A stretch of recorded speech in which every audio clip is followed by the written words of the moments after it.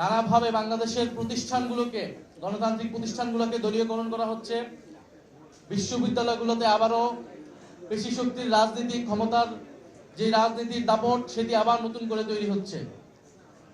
ফলে ফ্যাসিবাদ বা নতুন কোনো স্বৈরতন্ত্র বা পুরনো স্বৈরতন্ত্রকে টিকিয়ে রাখার চেষ্টা হলে জনগণ আবারও সংগঠিত হবে এবং জনগণ জাতীয় নাগরিক পার্টি এনসিপির ছায়াতলেই ঐক্যবদ্ধ হবে। সেটার প্রমাণ আমরা একে একে পাচ্ছি। আমরা সারা দেশ থেকেই অভূতপূর্ব সাড়া পাচ্ছি, কারণ আমরা দেখেছি জুলাই গণ অভ্যুত্থানেও বাংলাদেশের মানুষ আমাদের প্রতি আস্থা রেখেছিল। তখন হয়তো আমাদের দল ছিল না, দল না থাকার কারণে আমরা অনেকগুলা আমাদের সীমাবদ্ধতাও ছিল।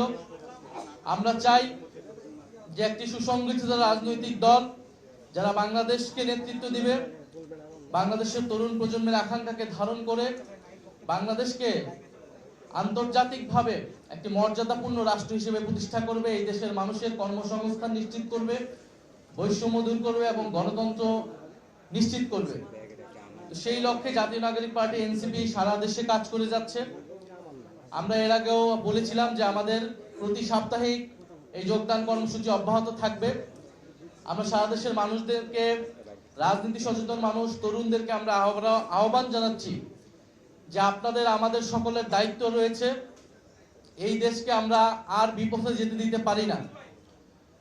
ফলে আপনারা যারা রাজনীতি করতে চান, দেশে পরিবর্তনের স্বপ্ন দেখতেছেন, আপনারা ঐক্যবদ্ধ হন। জাতীয় নাগরিক পার্টি এনসিপি আপনাদেরকে ধারণ করে সামনের দিকে এগোতে চায়। আমরা স্থানীয় সরকার নির্বাচনের দাবি জানিয়ে এসেছি, কিন্তু স্থানীয় সরকার প্রতিষ্ঠানকেও সরকার দলীয়করণ করছে, প্রশাসক নিয়োগ করেছে। আমরা তরুণদেরকে আহ্বান জানাচ্ছি যে স্থানীয় সরকার নির্বাচনে এবার তারুণ্যের শক্তির জয় জয়কার হবে এবং সেটা এনসিপির সমর্থনই হবে। আপনারা সারা দেশে নির্বাচনের প্রস্তুতি নিন, জাতীয় নাগরিক পার্টি এনসিপি আপনাদেরকে সমর্থন জানাবে।